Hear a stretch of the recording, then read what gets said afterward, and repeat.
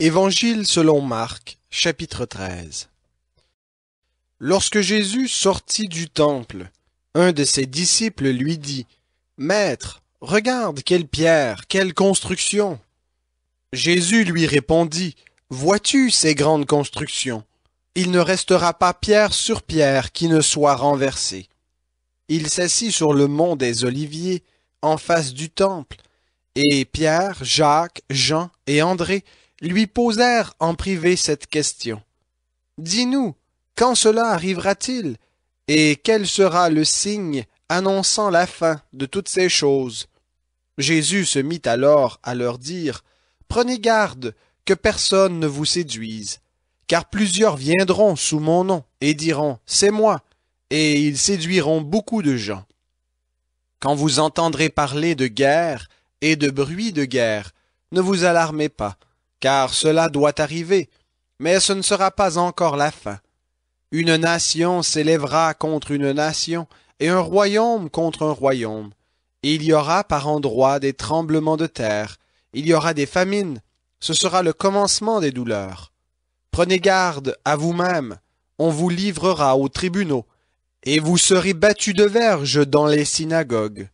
Vous comparaîtrez devant les gouverneurs et devant les rois, à cause de moi, pour leur servir de témoignage. Il faut premièrement que la bonne nouvelle soit prêchée à toutes les nations.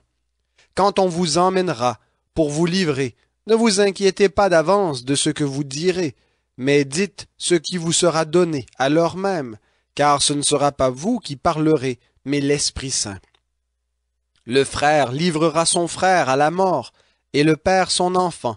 Les enfants se soulèveront contre leurs parents et les feront mourir. Vous serez haïs de tous à cause de mon nom, mais celui qui persévérera jusqu'à la fin sera sauvé. Lorsque vous verrez l'abomination de la désolation établie là où elle ne doit pas être, que le lecteur fasse attention, alors que ceux qui seront en Judée fuient dans les montagnes, que celui qui sera sur la terrasse ne descende pas et ne rentre pas pour prendre quelque chose dans sa maison, et que celui qui sera dans les champs ne retourne pas en arrière pour prendre son manteau. Malheur aux femmes qui seront enceintes et à celles qui allaiteront en ces jours-là.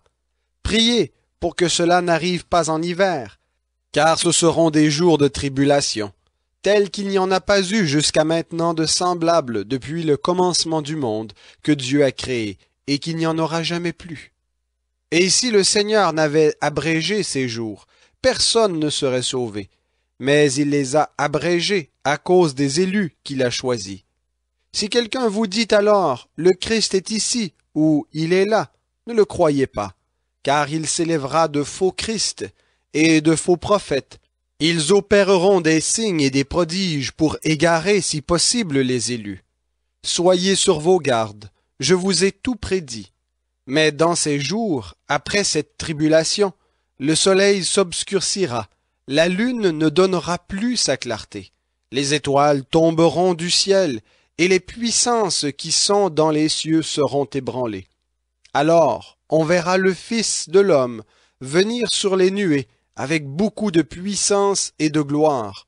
Alors il enverra ses anges et rassemblera ses élus des quatre vents, de l'extrémité de la terre jusqu'à l'extrémité du ciel.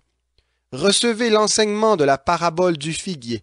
Dès que ses branches deviennent tendres et que les feuilles poussent, vous savez que l'été est proche.